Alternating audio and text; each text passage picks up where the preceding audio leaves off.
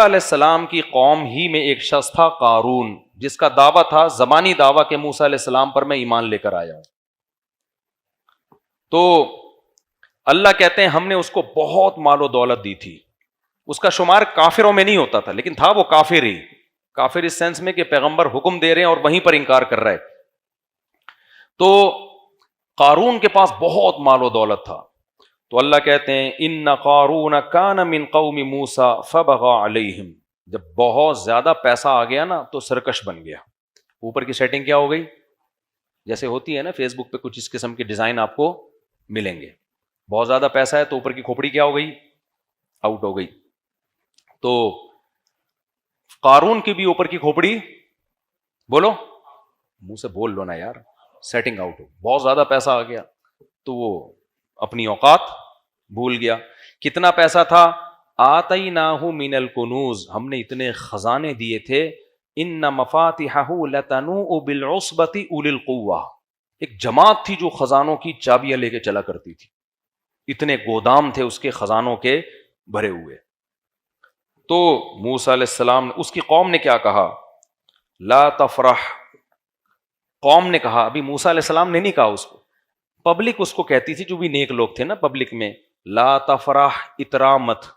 ہر وقت نا تو شو بازی میں بول لو نا لگا رہے، یہ میری گاڑی، یہ میری سواری، یہ میرا موبائل، یہ میرے بیویاں نہیں دکھا رہے ہوتے یہ لوگ، میری 4 بیویاں، میری. ان کی بیویاں اکثر کم ہوتی ہیں بیچاروں کی. یہاں یہ کیا ہوتے ہیں؟ ویسے بیویاں دکھانے کی چیز نہیں ہے لیکن فخر تو کر سکتا ہے نا انسان. تو یہ میرا بنگلہ، میری سواری. غریبوں کو نیچا دکھانے کے لیے نا ہر وقت اپنی دھاک اونچی رکھتا تھا. تو قوم نے کہا اترا مت. جب پیسہ اللہ نے دیا ہے تو شکر بنتا ہے، اتنانا نہیں بنتا. شکر کیا ہے بھائی؟ اللہ کا دیا الحمدللہ بہت کچھ ہے، اللہ کا بڑا فضل ہے میرے اوپر، یہ ٹھیک ہے. نسبت کس کی طرف کرو بھائی؟ اللہ کی طرف. تو اترانے لگا. قوم نے کہا ان اللہ لا يحب الفریحین، اللہ اترانے والوں کو پسند نہیں کرتا. وابتغ فیما آتاک اللہ الدار الآخرہ. اور اس سے قوم کے لوگوں نے یہ بھی کہا، حضرت موسیٰ بھی کہتے تھے کہ جب تجھے اللہ نے اتنی دولت دی ہے تو ٹھیک ہے تو دنیا میں مزے اڑا رہا ہے، کچھ آخرت کی فکر بھی تو کرنا. اس دولت سے کچھ غریبوں کا خیال کر، کچھ زکوٰۃ، صدقات، کچھ مدارس، کچھ مسجدیں، کچھ قوم میں غریب لوگ ہیں ان کی مدد کر. تھوڑی سی انویسٹمنٹ کہاں کے لیے کر؟ آخرت کے لیے بھی تو کرنا. وَأَحْسِن كَمَا أَحْسَنَ وَلَا تَنْسَ نَصِيبَكَ مِنَ الدُّنْيَا. اور دنیا میں تو نے جتنے دن رہنا ہے نا اس کو بھول نہیں. اتنی ساری دولت ہے لیکن یہ دولت تیرے ساتھ قبر میں نہیں جائے گی. مالدار آدمی نے یہ چیز بھول جاتا ہے، وہ سمجھتا ہے یہ کروڑوں روپے، خربوں روپے. بھائی تو زندگی بھر یہ پیسے بھی چائے میں ڈبو کے کھاتا رہے گا نا تو بھی زندگی ختم ہو جائے گی، پیسہ ختم نہیں ہوگا. تو لا تنس نصیبک من الدنیا، دنیا میں جتنا تیرا حصہ ہے نا اس کو بھول نہیں. کیا مطلب؟ دنیا بہت تھوڑی ہے. تو جو بنگلوں میں موٹے موٹے سریے ڈال رہا ہے، تیری ہڈیوں میں اتنا کیلشیم نہیں ہے. ہڈیاں تو ویسے ہی ہیں، وہ تو بوسیدہ ہو رہی ہے روز بروز. تو کیا ہوا؟ وَأَحْسِن كَمَا أَحْسَنَ اللَّهُ إِلَيْكَ. اللہ نے تجھ پر بہت احسان کیا ہے، تو بھی اللہ کی مخلوق پر احسان کر. تو اور زمین میں فساد نہ پھیلا. ان اللہ لا يحب المفسدین، اللہ تعالیٰ فساد مچانے والوں کو پسند نہیں کرتے. جواب میں کیا کہتا ہے جب زیادہ سمجھایا گیا نا اس کو؟ قال انما اوتیتہ علی علم عندی. حضرت موسیٰ تو بار بار یہ کہتے ہیں نا یہ اللہ کا فضل ہے، اللہ کی دین ہے، اللہ کا احسان ہے، جب احسان ہے تو بدلہ دے. ایک دن جوش میں آ کے کہنے لگا یہ میری ایفرٹس ہیں. یہ کیا ہے؟ بزنس مائنڈ ہے. اصل میں آج یہی چل رہا ہے نا مارکیٹ میں. یہ اصل میں میرا جو مائنڈ ہے نا، میں ہر چیز کو سوچتا کیسے ہوں؟ بزنس مائنڈ سے سوچتا ہوں.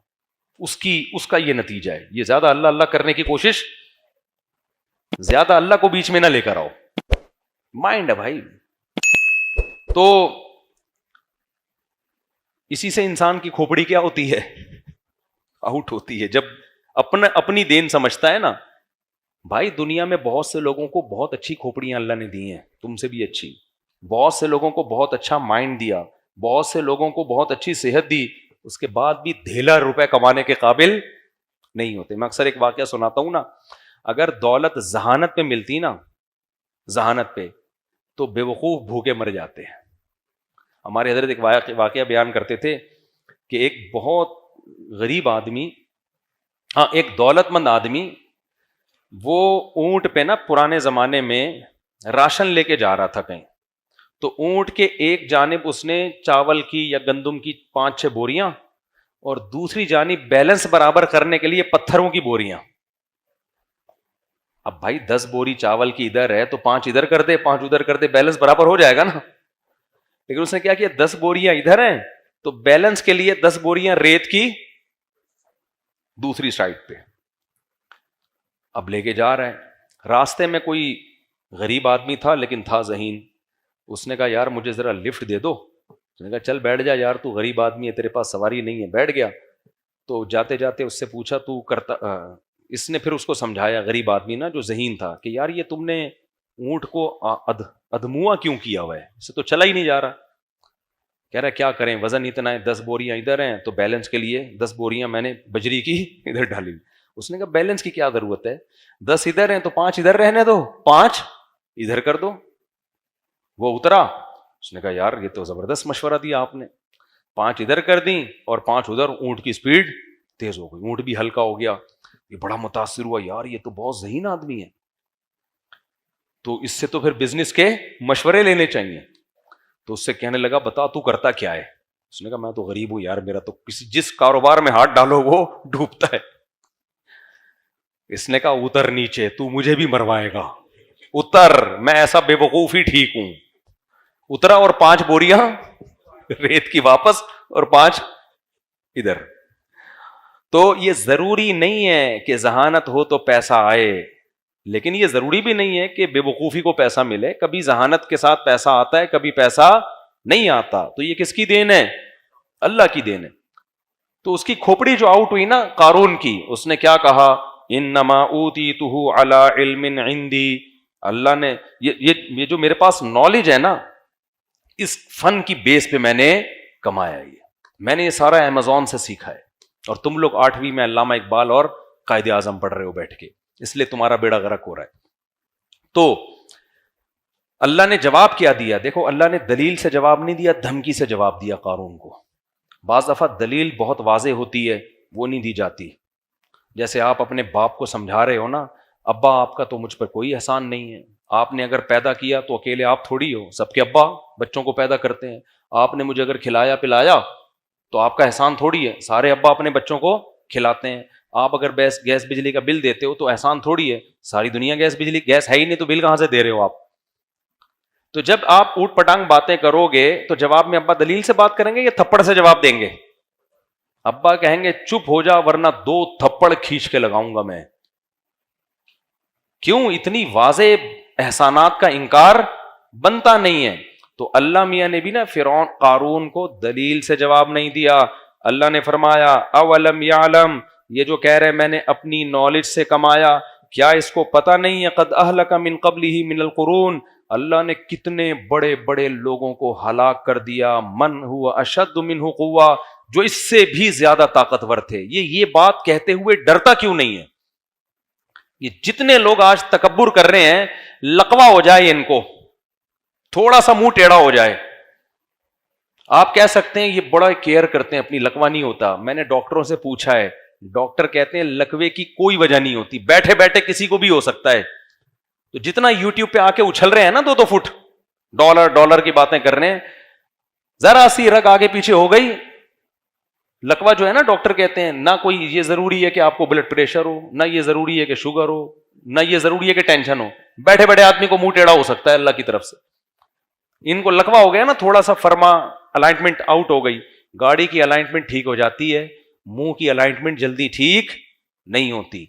تو اللہ نے دھمکی دی ہے, اللہ نے کہا کہ یہ دیکھتے نہیں ہیں کہ ان سے پہلے ان سے بڑے بڑے طاقتوروں کو میں نے ہلاک کر دیا. پھر قرآن کہتا ہے فَخَرَجَ عَلَىٰ قَوْمِهِ فِي زِينَتِهِ, ایک دن اپنی زینت میں قوم میں نکلا, اور جو دنیا پرست لوگ تھے.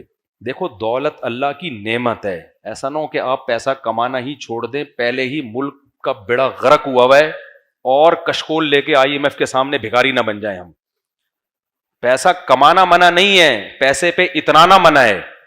اور پیسے کو اپنے علم اور اپنا کمال سمجھنا منائے. تو قارون میں نافرمانی کے ساتھ دولت تھی, تو اللہ کہتے ہیں وہ اپنی زیب و زینت میں نکلا. تو جو دنیا پرست لوگ تھے اس کے جاہ و جلال کو دیکھ کر کہنے لگے یا لیت لنا مثل ما اوتی قارون, کاش ہمارے پاس بھی وہ سب کچھ ہوتا جو قارون کے پاس ہے. رالیں ٹپکانے لگے اس کو دیکھ کے, حالانکہ وہ بدعملی کے ساتھ تھا. اگر عمل کے ساتھ ہوتا نا پھر بھی بنتا ہے, لیکن بدعمل آدمی ہے. تو اللہ کہتے ہیں قال الذین اوتوا العلم, جن کو اللہ نے علم دیا تھا وہ کہنے لگے ویلکم, تم تباہ ہو جاؤ, ثواب اللہ خیر, بھائی نیک اعمال پہ جو اللہ بدلہ دے گا وہ اس عیاشی سے کئی گنا بہتر ہے. لمن آمن وعمل صالحا, وہ صرف ان کو ملے گا جو ایمان لائے اور نیک اعمال کیے. ولا یلقاها الا الصابرون, اور یہ صفت صرف صبر کرنے والوں کو دی جاتی ہے. جو بے صبرے لوگ ہیں ان میں اللہ یہ کوالٹی پیدا نہیں کرتا. پھر کیا ہوا؟ حدیث میں آتا ہے کہ اب قارون نا موسیٰ علیہ السلام سے چڑھنے لگا تھا, کیونکہ موسیٰ علیہ السلام کبھی اس کو زکوٰۃ کا کہتے, کبھی نماز کا کہتے, کبھی روزے کا کہتے, کبھی جو بھی حکام. اس کو چڑ کس سے ہو گئی؟ موسیٰ علیہ السلام سے. فرعونی قوم سے ہوتا تو پھر تو وہ ہلاک ہی ہو چکا ہوتا نا, وہ تو بنی اسرائیل میں ہونے کی وجہ سے بچ گیا تھا. اب شریعت کے احکام پہ عمل کی باری آئی تو اب اس کو چڑ ہو گئی کس سے؟ موسیٰ علیہ السلام سے. آپ کو پتا ہے جب بھی کسی کو کسی مذہبی اسکالر سے چڑ ہوتی ہے نا, ذاتی بغض, تو وہ اس کی ذاتیات پہ کیچڑ اچھالتا ہے. کیا کرتا ہے وہ؟ Video recording, audio recording, calls recording, یہی سب چل رہا ہوتا ہے نا. کسی غیر اخلاقی سرگرمی میں ملوث کرنے کی کوشش کرو, کچھ بھی نہیں ملے تو جھوٹا الزام لگا دو. جھوٹا الزام بھی سوسائٹی میں بہت اسپیڈ سے پھیلتا ہے. اب کون صفائیاں پیش کرتے کرتے بھی لوگ کہتے ہیں کچھ تو ہے نا, کچھ تو ہے. تو یہ آج کا نہیں ہے, یہ سیٹ اپ پہلے سے چلا آ رہا ہے. ذاتیات پہ کیچڑ اچھالو, یہ تو ایسے ہیں, یہ تو یوں ہیں, یہ تو فلانے ہیں, یہ تو ڈمکانے ہیں. اب میں 4 شادیوں کی بات کرتا ہوں نا, جو فیمنسٹ لوگ ہیں وہ بہت پیچھے پڑے ہوئے ہیں میرے, کہ کوئی عیب نکالیں. طنز کر رہے ہوتے ہیں بھائی ان کے گھروں میں پتہ نہیں کیا ہو رہا ہے, مارتے پیٹتے ہیں, کیا کرتے ہیں, یہ تو گھروں میں جا کے پوچھو, ممبر پہ تو بڑی باتیں کر رہے ہیں, کیونکہ ان کی دم پہ میں نے کیا رکھ دیا ہے؟ پاؤں. فیملی پلاننگ والے بھی پیچھے پڑے ہوئے ہیں کہ بھائی بچے زیادہ اچھے, دیکھو کوئی بچہ چرس تو نہیں پی رہا, پھر ہم بتائیں گے کہ دیکھو یہ ہوتا ہے زیادہ بچوں کا انجام. حالانکہ میں لوگوں سے بار بار کہتا ہوں بھائی میں سوسائٹی کا نارمل آدمی ہوں, میں کوئی فرشتہ یا پیغمبر نہیں ہوں. تو سب کے گھروں میں جو کچھ ہوتا ہے وہی میرے گھر میں بھی ہو سکتا ہے, اللہ بچا کے رکھے.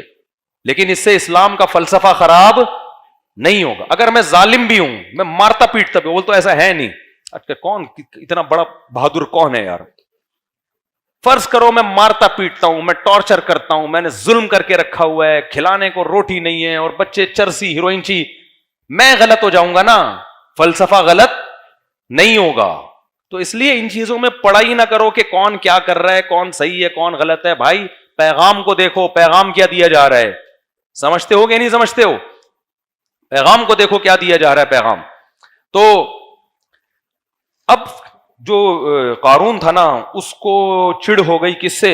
موسیٰ علیہ السلام سے, کہ یار میرے لیے سب سے بڑا ہیڈک کون بنا ہوا ہے؟ موسیٰ علیہ السلام. اس نے کیا کیا؟ پیسے سے دنیا میں ہر کام ہوتا ہے. اس بے شرم نے یہ کیا کہ ایک عورت کو خریدا. اچھا فحش الزام جب بھی لگوایا جاتا ہے عورت سے لگوایا جاتا ہے, خوب سمجھ لو, کیونکہ عورت کی بات اس بارے میں لوگ فوراً ایکسپٹ کر لیتے. اکثر میاں بیوی کے جھگڑوں میں جب عورت کو شوہر کو بدنام کرنا ہوتا ہے نا تو وہ کیا الزام لگاتی ہے؟ اس کے لڑکیوں سے تعلقات ہیں. اور اس کے لیے پھر لوگ اس سے دلیل پوچھنے کی زحمت نہیں کرتے, بلکہ لوگ کہتے ہیں اس کی تو بیوی کہہ رہی تھی کہ یہ لڑکیوں سے تعلقات ہیں. بھائی تمہیں کیا ہو سکتا ہے ہوں, اب یہ تو آپ ہی بہتر جانتے ہوں گے کس کے کتنے تعلقات ہیں. یہ بھی ہو سکتا ہے, لیکن یہ بھی تو ہو سکتا ہے نا کہ جھوٹ بول رہی ہو. لیکن ہماری سوسائٹی میں اس سے بحث نہیں کی جاتی کہ بیوی سچ بول رہی ہے کہ جھوٹ بول رہی ہے, بس یہ بات سوسائٹی میں پھیل جاتی ہے بھائی اس کی تو بیوی کہہ رہی تھی, یہ کیا ہے؟ 2 نمبر آدمی ہے. ایک خاتون نے مجھے فون کیا, ان کے شوہر میرے بیان میں بیٹھتا تھا, میں جانتا تھا اس کو, مجھے کہنے لگی میرا شوہر فلاں فلاں ہے، آپ کے بیان میں آتا ہے. میں پہچان گیا، میں نے کہا آتا ہے. کہتی وہ فحش فلمیں دیکھتا ہے. استغفر اللہ. مجھے اتنا غصہ آیا کہ یار تو کیسی عورت ہے، تو نے اپنے شوہر کی میرے سامنے عزت نہیں کی. میں نے کہا مجھے اس سے تو نفرت اتنی نہیں ہوئی، لیکن آپ سے مجھے بہت زیادہ نفرت ہو گئی. نام لینے کی کیا ضرورت تھی؟ آپ بول دو میں کوئی خاتون بات کر رہی ہوں، میرا شوہر اس برائی میں مبتلا ہے، مجھے مشورہ دے میں کیا کروں. آپ کو پتا بھی ہے کہ میں اس کے شوہر کو جانتا ہوں، نام لے کے. تو اللہ تو کیا کہہ رہا ہے، میاں بیوی ایک دوسرے کا لباس ہیں. جب اس کا راز ہی فاش کر، جب اس کے شوہر کو پتا چلے گا کہ میری بیوی نے ان کو بتا، اس کے دل میں 2 ٹکے کی عزت نہیں رہے گی بیوی کی. یار مجھے تم نے ذلیل کر دیا مفتی صاحب کے سامنے. تو یہ سب باتیں بہت ڈینجرس ہیں. آپ کو حکم دیا ہے شریعت نے کہ گناہ پہ کیا ڈالو؟ پردہ ڈالو. اگر کسی کو گناہ کرتے ہوئے دیکھا ہے، شوہر ہو یا بیوی ہو یا کوئی بھی ہو، انون بن کے پوچھو مسئلہ. ایک آدمی ہے میرا ریلیٹو ہے، وہ یہ کر رہا ہے، تو آپ مشورہ دیں میں اس سے گناہ کیسے چھڑواؤں. میں نے کہا وہ تو غلط کر رہا ہے، آپ نے اس سے زیادہ غلط کیا ہے.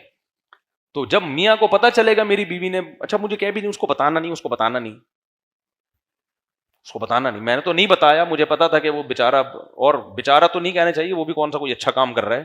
ایسا نہ ہو سن کے وہ کہ اچھا میں بیچارہ ہوں، چلو دیکھنا شروع کر دے کہ یار ہم تو بیچارے ہیں، یہ سب آپ کون، جو بھی کر رہا ہے غلط کر رہا ہے.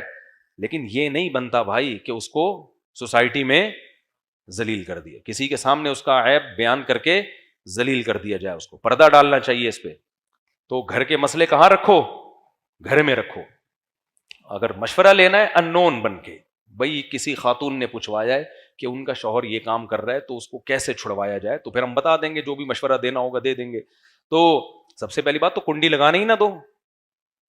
کیا خیال ہے؟ ابھی کیا میں اس پہ، یہ سارا ہمارا لیکچر رہ جائے گا، جلدی سے اس کو میں کمپلیٹ کرتا ہوں میں. تو اب کیا کیا کہ اس نے، قارون نے نا ایک عورت کو تیار کیا کہ میں تمہیں ٹھیک ٹھاک پیسہ دوں گا، تم نے موسیٰ پہ فحش الزام لگا دینا ہے، بدکاری کا، معاذ اللہ. کیا کر دینا ہے؟ تو لوگ نا بنی اسرائیل تو ویسے ہی نیگیٹو سوچ والے تھے، ساری زندگی موسیٰ علیہ السلام کی سیرت دیکھی انہوں نے، لیکن اس قوم میں منفی سوچ کا غلبہ زیادہ تھا. تو اور عورت کا الزام لگتا ہے نا تو باتیں شروع ہو جاتی ہیں. تو ٹھیک ٹھاک پیسہ دیا اس کو. جب وہ عورت آئی مجمع میں تو وہ حضرت موسیٰ کا چہرہ دیکھ کے نا گھبرا گئی. حضرت موسیٰ کے چہرے پر تو ایک روب تھا، ایک نور تھا. خود سوچو نا، کلیم اللہ، عام پیغمبر بھی نہیں ہے، وہ پیغمبر جن سے کوہ طور پہ بلا کے اللہ ہم کلام ہوتا ہے، وہ پیغمبر جن کی پاک دامن اور امانت دار ہونے کی گواہی 2 لڑکیوں نے دی تھی. خیر من استاجرت القوی الامین، بہترین امانت دار ہے یہ. تو جب وہ عورت جو تھی نا حضرت موسیٰ علیہ السلام کے چہرے پہ نظر پڑی تو وہ اللہ سے ڈر گئی، اور اس نے صاف بتا دیا کہ اس نے مجھے پیسے دیے تھے آپ پہ فحش الزام لگانے کے لیے. حضرت موسیٰ علیہ السلام نے بد دعا کے لیے ہاتھ اٹھائے کہ کتنا بڑا جرم کر رہا ہے، اپنی قوم کے پیغمبر پہ تو فحش الزام لگا رہا ہے. تو حضرت موسیٰ علیہ السلام نے بد دعا کے لیے ہاتھ اٹھائے قارون کے لیے، اور قارون اپنے خزانے سمیت سب کے سامنے زمین میں دھسنا شروع ہو گیا. چیختا رہا، وہ معافی مانگتا رہا. حضرت موسیٰ نے کہا نہیں. یہاں ایک من گھڑت واقعات لوگ بیان کرتے ہیں کہ اللہ نے حضرت موسیٰ سے کہا کہ اے موسیٰ، وہ چیختا رہا، تجھے پکارتا رہا، تو نے معاف نہ کیا، مجھے ایک دفعہ پکارتا میں اسے معاف کر دیتا. ایسی کوئی روایت ثابت بولو نہیں ہے. جو جرم اس نے کیا تھا نا اس پہ یہی کچھ بنتا تھا، ورنہ لوگ جری ہو جاتے نا. بعض دفعہ مجرم کو سزا دینا اس لیے ضروری ہوتا ہے تاکہ پبلک کی اصلاح ہو جائے، ان کو پتہ چل جائے کہ پیغمبر کا معاملہ معمولی معاملہ نہیں ہوتا. تو فخسفنا به وبداره الارض، اللہ کہتے ہیں ہم نے اس کو بنگلوں سمیت زمین میں دھسا دیا. فما كان له من فئة ينصرونه من دون اللہ، پکارتا رہا، چیختا رہا، کوئی اسے اللہ کے عذاب سے بچانے والا نہیں ہوا. اور پھر نتیجہ کیا نکلا؟ وَأَصْبَحَ الَّذِينَ تَمَنَّوْا مَكَانَهُ بِالْأَمْسِ، کل جو اس کی سواریاں دیکھ کے کہہ رہے تھے نا کاش اللہ ہمیں بھی قارون بنا دے، کاش اللہ ہمیں بھی کیا بنا دے، قارون. اب وہ کیا کہہ رہے ہیں؟ وَإِكَ أَنَّ اللَّهَ يَبْسُطُ الرِّزْقَ لِمَن يَشَاءُ. بھائی بات اصل میں یہ ہے، یہ تو اللہ کی دین ہے، جس کو روزی زیادہ دیتا ہے، کسی کو روزی وہ جو گھنٹوں گھنٹوں کی تقریروں سے بات سمجھ میں نہیں آ رہی تھی نا، وہ 2 منٹ میں سمجھ میں آ گئی. ایکچولی ہوتا یہ ہے، کسی کے پاس پیسے زیادہ آ جاتے ہیں، کسی کے پاس کم آ جاتے ہیں، کسی کو اللہ دے کے آزماتا ہے، کسی سے اللہ لے کے آزماتا ہے. تو یہ کوئی اتنی بڑی بات نہیں ہے کہ اتنے خزانے وزانے. دنیا مسافر خانہ ہے. یہ دنیا کیا ہے؟ مسافر خانہ. 2 منٹ میں بات سمجھ میں آ گئی. پھر کہنے لگے لولا ان من اللہ علینا، اگر اللہ ہم پر احسان نہ کرتا، ہمیں غریب نہ رکھتا. یہ احسان کرنے کا مطلب کیا ہے؟ اللہ کا شکر ہے اس نے ہمیں غریب بنا دیا. لخسف بنا، ہمارے پاس دولت آتی ہم بھی یہی ہوتے. کیونکہ اس کو تو موسیٰ علیہ السلام کب سے نصیحتیں کر رہے ہیں، ہمیں بھی کر رہے ہیں، ہم پہ اثر ہو گیا، اسے کر رہے ہیں، اس پہ نہیں ہوا. تو فرق کیا ہے؟ ہم غریب ہیں اور اس کے پاس پیسہ ہے. غریب پہ جلدی اثر ہوتا ہے، عیاشی کے لیے اس کے پاس شراب کے پیسے ہی نہیں ہوتے. تو جب اسے بتایا جاتا ہے شراب حرام ہے، بہت خوش ہوتا ہے. وہ زبردست، ویل ڈن. شراب کیا ہونی چاہیے؟ میں نے بتایا نا، ہمارے مدرسے میں کلاس فیلو لڑکا تھا، وہ چھپ چھپ کے سگریٹ، پان، نسوار، بس چرس رہ گئی تھی. اب مدرسے میں 2-3 دفعہ پکڑا گیا، سزا ملی. پھر چھپ کے نا نسوار بھی، پان بھی اور سگریٹ بھی. ایک دن کیا ہوا، خود ہی بیچارے نے سگریٹ بھی چھوڑ دی، پان بھی، صرف نسوار رہ گئی. تو میں نے پوچھا آج کل صرف نسوار چل رہی ہے، وجہ؟ کہتا ہے پیسے ہی نہیں ہے یار. کہتا ہے بھائی جیب خرچی اتنی ملتی نہیں ہے گھر سے. کہتا ہے ناشتہ کر لو یا اس میں سگریٹ خرید لو. تو کہہ رہے ہیں مجبوراً میں کس پہ گزارا کر رہا ہوں؟ نسوار پہ. تو اللہ کی رحمت ہو گئی نا. تو ہر آدمی پہ دولت سوٹ نہیں کرتی. تو وہ جواب میں کہنے لگے لولا امن اللہ علینا، اللہ کا ہم پر احسان نہ ہوتا تو اللہ خسف بنا، اللہ ہمیں بھی دھسا دیتا. اللہ کا شکر ہے اللہ نے ہمیں اس عذاب سے بچایا ہوا ہے. وَإِكَأَنَّهُ لَا يُفْلِحُ الْكَافِرُونَ، پھر کہنے لگے کافر کبھی بھی کامیاب نہیں ہوتا. تو آگے اللہ فرماتے ہیں تِلْكَ الدَّارُ الْآخِرَةُ نَجْعَلُهَا لِلَّذِينَ لَا يُرِيدُونَ عُلُوًّا فِي الْأَرْضِ وَلَا فَسَادًا. یہ آخرت ہم ان لوگوں کو دیں گے جو زمین میں فساد پسند نہیں کرتے اور نہ تکبر چاہتے ہیں. وہ دنیا میں مل جاتی ہے کچھ وقتی طور پر، عیش و عشرت ہو جاتی ہے. آخرت اللہ نے متواضع لوگوں کے لیے رکھی ہے، میں کرنے والوں کے لیے نہیں رکھی. جو شخص بھی تمہیں سب سے ہٹا کے اپنی ذات کی طرف لا رہا ہے نا، سمجھ لو یہ متکبر ہے. ہم نے جب بھی بڑوں کی محفل میں ہم بیٹھتے تھے نا، علماء کی مجلس میں، مجلس تحقیق ہوتی تھی، تو ہم نے اپنے بڑوں سے ایک چیز سیکھی کہ ہمیشہ دوسرے کی رائے کو اپنی رائے پر ترجیح دینے کی کوشش کی جا رہی ہے. میں حضرت مفتی تقی عثمانی صاحب کے ساتھ بھی محفلوں میں بیٹھا ہوں مجلس تحقیق میں. ہمارے یہاں سے علماء جاتے تھے دارالعلوم کرنگی میں، 10-20 علماء جمع ہوتے تھے جب کسی مسئلے پہ تحقیق. ان میں سب سے سینئر مفتی تقی عثمانی صاحب ہوتے تھے، باقی سارے ان سے چھوٹے. لیکن آپ اس محفل کا اسٹائل دیکھ لیتے تو حضرت مفتی تقی صاحب کی اسٹائل سے آپ کو ایسا لگتا کہ سب سے جونیئر یہ ہیں. یہ ہم نے متعدد دفعہ مشاہدہ کیا. ایسے تواضع کے ساتھ بیٹھ کے سب کی بات سنتے، سب کے دلائل سنتے، اور بتاتے تھے کہ میں ایسے سنتا ہوں یہ سوچنے کے لیے کہ میں غلط ہوں اور یہ صحیح ہے، تاکہ پوری بات تو سنو نا اس کی، ہو سکتا ہے وہ صحیح کہہ رہے ہوں. سب کی باتیں سننے کے بعد اپنے بارے میں بدگمان، اپنے بارے میں کیا بدگمان، اس کے بعد سن کے اینالائز کرنا، تجزیہ کرنا، ایک معتدل رائے قائم کرنا، یہ ہوتی ہے صاحب علم کی علامت. اور جو جتنا بڑا جاہل ہوگا نا اتنا بڑا فرعون ہوگا. وہ دیکھ لو یوٹیوب فیس بک پہ پھینکتا رہے گا میں ہوں، میں نے سب کے منجیاں ٹھوک کے رکھ دی ہیں، میں نے سب کے کاروبار بند کر کے رکھ دیے ہیں، میں ہوں پلانیٹل پہ، میرے جیسا اس کائنات میں کوئی پیدا ہوا ہی نہیں ہے. میں ہر صرف ایک بندہ نہیں ہے، بہت سارے ہیں. ابھی وہ ایک ہیں کینیڈا میں، ان کے کلپ آیا ہے، 1400 سال میں، کینیڈا میں رہتے ہیں، وہ کہتے ہیں 1400 سال میں جتنی اچھی تشریح میں نے کی ہے نا، یا میرے استاذ نے کی ہے، آج تک ایسی تشریح. ابے تو کیا مریخ سے آیا ہے، مارس سے آیا ہے، کوئی نئی چیز کو جاپان نے تجھے بنایا ہے، تو مٹی کا بنا ہوا ہے، تو 1400 سال میں تجھے سمجھ میں آیا ہے، باقی سب گھاس کھا رہے تھے کیا 1400 سال سے؟ میں کر رہا ہے نا، اس کا مطلب وہ ٹھیک نہیں ہے، وہ جاہل مرکب ہے. جاہل کی 2 قسمیں ہوتی ہیں، ایک جاہل جس کو پتا ہو کہ میں جاہل ہوں، لیکن بعض جاہل ایسے ہوتے ہیں جن کو پتہ ہی نہیں ہوتا کہ ہم کیا ہیں، جاہل ہیں، تو اس کو کہتے ہیں جہل مرکب. تو بہت بڑا جاہل ہے یہ. تو یہ میں اللہ کو پسند نہیں ہے. ہم بڑے علماء کے ساتھ جب بھی بیٹھتے تھے ایسی ڈیبیٹ ہوتی تھی, اتنا مزہ آتا تھا بحث کرنے میں, اور دوسرے کی سن رہے ہیں, آخر میں آ کے ایک اعتدال سے اپنی رائے قائم کی. رائے کا تو بڑے ہی کا رائے کا اعتبار ہوتا ہے کہ سنتے ہیں تسلی سے. تو 3-4 دنوں تک مجلسیں چلتی تھیں. ہمارے حضرت تو بہت بیٹھے مجلسیں اٹینڈ کی ہیں نا.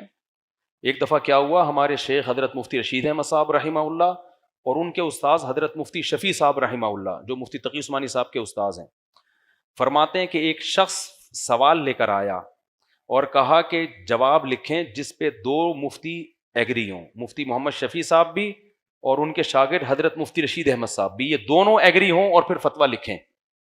حضرت کہتے ہیں ہم دونوں ایگری نہیں ہوئے ایک رائے پہ. مفتی محمد شفیع صاحب کی رائے کچھ اور تھی, میری رائے کچھ اور, اختلافی مسئلہ تھا, اور آپس میں بات چیت کے بعد رائے میں اتفاق بھی نہیں ہوا.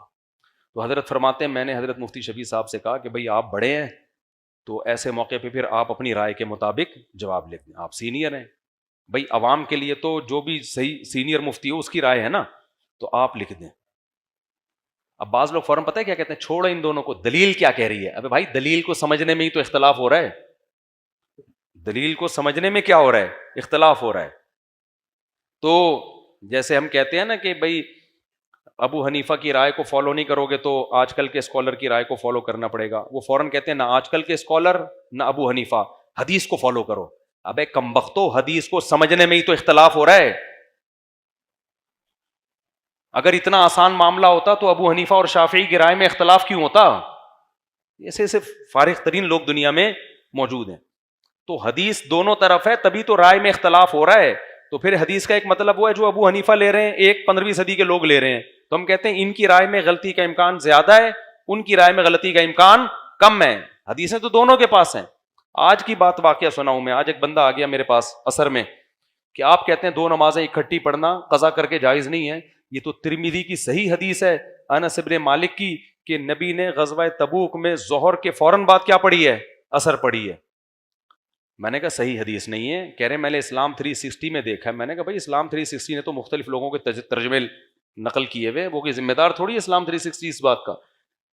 کہہ رہے ہیں نہیں وہ ہے وہ بہت. پھر میں نے کہا آپ لے آئیں, تو کسی نے بھی اس حدیث کو صحیح نہیں کہا. میں نے کہا یہی حدیث بخاری میں ہے, ترمذی میں ہے کہ حضرت انس بن مالک کہتے ہیں نبی صلی اللہ علیہ وسلم ظہر کے ساتھ فوراً ہی عصر پڑھ لیتے تھے. بخاری میں ہے کہ جب جلدی ہوتی ظہر پڑھ کے سوار ہو جاتے تھے. ظہر پڑھ کے کیا ہو جاتے تھے, سوار ہو جاتے تھے. ہاں جب دیر کرتے تو پھر ظہر عصر ملا کے پڑھتے, یعنی ظہر کو عصر کے وقت تک لے کے جاتے, قریب کر دیتے اس کے. یعنی تو ایک دم نہ وہ بندہ ہی حیران ہو گیا کہ یار یہ کیا ہے. پھر میں نے اس کو سند کی بحث بتائی. میں نے کہا یہ سند بھی ٹھیک نہیں ہے, کن کن محدثین نے اس کو ضعیف کہا ہے. تو پھر میں نے کہا میرے بھائی حدیثیں ہر ایک کے پاس ہوتی ہیں, حدیث کے مفہوم اور اس کا مطلب کیا ہے, اس کے مقابلے میں دوسری حدیث کون سی ہے, یہ اچھا خاصا ایک علم ہے. یہ آج کل کے اسکالر بچے ہیں پرانے اسکالرس کے مقابلے میں. سمجھتے ہو کہ نہیں سمجھتے؟